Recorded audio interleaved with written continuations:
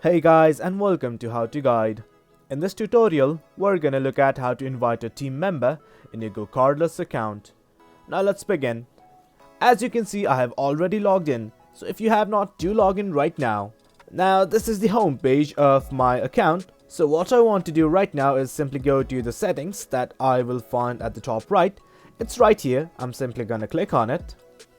A pop-up will open, and from here, under the company settings tab, you will find something like team. Simply click on this button right here. Now this is the section where you can add team members. Simply click on the invite a team member button right here. Input their details, family name, email address, and which role you want to give to them. It may be admin, read write, or read only. And if everything is okay, simply click on this invite team member button, or if you do not want to, you can simply cancel this right now. Well guys, that's it for the video. That's how you invite a team member to your GoCardless account. Hope you guys found this video informative, and for more content like this, do remember to hit like, share and subscribe. Thank you.